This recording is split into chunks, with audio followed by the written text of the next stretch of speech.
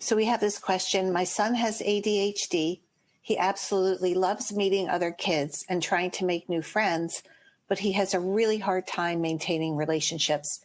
He can come across as rigid, aggressive, competitive, and self-focused. When I try to talk to him about what it looks like to be a good friend, he gets defensive and feels criticized. I think there is shame here. How do you talk to kids about developing skills or raising awareness about relationship skills? Is there a script that she can use? I don't think there's any one script that works, but I think what's important is empathy.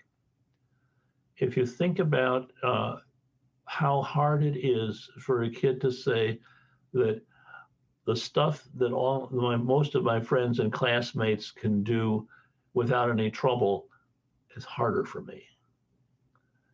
And it's also important to recognize that we as parents don't always know what's going to be the best situation. Sometimes the reporting you're getting is biased, and you can't quite figure out what the other people are reacting to.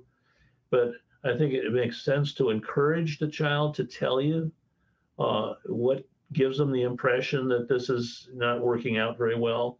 What do people actually say? And then think with them about in the different ways they might react to it, and encourage them to at least find a follow-up on some things. They do get together with somebody, then to think with them about, okay, well, you went out and went to that baseball game last week with Jimmy and his dad, and now it's probably a good idea to think about whether you might want to ask him to come over to our place and do something as well. Strategies where you recognize and empathize with the social anxiety, but at the same time help them to do manageable tasks, which will help them gradually to get to know some of these other kids and how to deal with them. Okay. What are some uncommon examples of social anxiety in middle schoolers, high schoolers, and in college students to help parents and teachers identify that this is an issue? Well, the older kids are very hesitant in explaining it. Partly because it's embarrassing for them. Think about what I said at the very beginning about how many people who have social anxiety wait 15 years before they go to seek some help with it. Now there are many people where it's not that long, but the fact is, this is embarrassing to have this difficulty. And many people are embarrassed about being embarrassed in it because they can see that for most kids, this stuff comes much more easily. And I think the important thing is to be empathetic about the fact that this is hard, but at the same time, not be willing to just ignore it and act as though it doesn't need to be addressed. If a kid is having trouble getting homework done, a good parent is going to be finding ways to help them, figure out ways of getting that work done.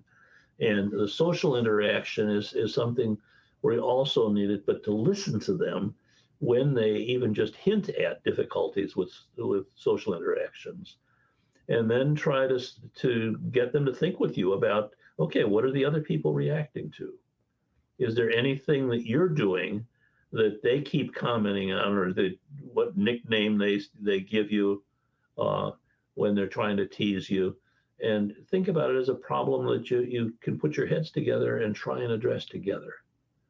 And if it looks like it's really a big problem, you may need to get like a school counselor or a psychologist or a psychiatrist to help with it. But this is important. It doesn't mean that everybody has to be, wildly socially active, but you want to help kids to be able to develop their skills to at least find friends here and there and spend some time with them. Um, Someone writes, my son's anxiety became much worse during the pandemic. Afterwards, he's not been the same. He's much more introverted. She asks if you can speak about this. Yeah, well, when we had the pandemic, there were some people who were grateful to have this opportunity to not have to be going out and doing much with other people, even though there are a lot of other people who were very unhappy about the way in which our social interactions were curtailed. But I think that, again, the combination of having empathy for the kids who don't want to do it. And I think it's important to realize not everybody is going to be a social butterfly. There's no reason everybody has to be. But it is important for kids to be able to develop some relationships with some other kids. And usually that requires somebody to help them sort out what are they hearing, what do people say, what don't they do, and think about how they can empathize with the way some people are treating them. But that's a strategy thing that parents can help with. But it's only going to work if you listen before you try to talk about it. Okay. This college-age daughter has been out of school, has been out of college for a year now, and she hasn't made any friends. And her parents are worried and want to know how they can help her because she's older now. Okay. Did you get any information about whether or not she has a job? It doesn't say. Okay. Well, I think that one thing that would be important is to address the fact that this kid is at a point, or this young woman is at a point where she needs to have some social interaction, and it might be getting a job, and it could be a part-time job. But if you let your kid just hang out at the house and not do anything further to develop their skills and experience, the social experience is important stuff too. And one way of getting it is they may not socialize a lot, but if they've got a job and they can go to the job and get the kid to tell you about the names of the other people and to encourage them about how to start a conversation and what reactions they're getting from other people. The social development is something that is not that easy for some people. And on the one hand, you want to be empathetic about it and not just shove them out the door. But on the other hand, if you keep them in the house all the time and don't expect them to be able to go out and interact with other people, presumably this woman would have been going to classes and interacting some with people when she was going to college, even if she didn't live on campus. But and it's not as though we need all kids to grow up and be wildly interactive with everybody else. There's some people who are a little more shy, but the question is, to what extent do you just ignore sort of self-isolation, where the person just has not yet developed the skills to be able to interact with other kids. And it's a lot easier to deal with this when they're really young than it is when they're in their late teens or mid to late teens or early 20s. Mm-hmm. We had a few questions around RSD. And this one says, is rejection sensitivity disorder similar to or connected to social anxiety? Sure. Yeah, our rejection sensitivity disorder is a term which was developed to sort of identify the fact that there are some people whose feelings are very easily hurt, and that they are particularly perceptive about any signals that makes them feel that other people don't like them or are critical of them. And that's something that often can be helped. Again, if you're seeing it in early years and deal with it, it's likely to be much more manageable. But if you've got a child or a young adult who's very fearful, it's not like everybody has to be wildly socially active, but people generally do well if they've got at least a few friends that they see from time to time.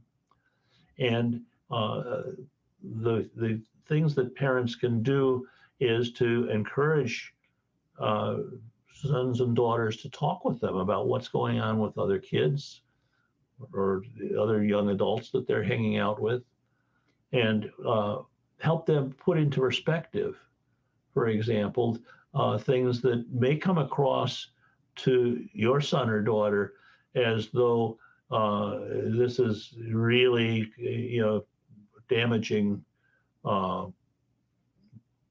my self-worth, and really to understand that other people are sometimes react to any one of us in ways that have not so much to do with us, but with what's going on for them. And get them to tell you the story of what's happening. And then be sympathetic. I think that it's important to be willing to listen to the story about what it is that makes them feel uncomfortable about the way this or that other person is treating them. And don't just immediately reassure them and tell them they shouldn't be worried about that.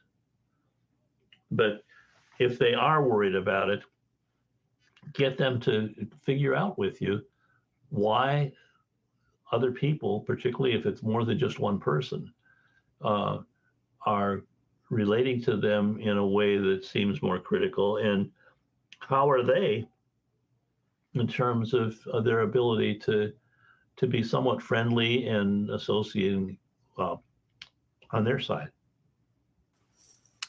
Okay, and our last question is, my son has ADHD. He's constantly seeking negative attention from his peers.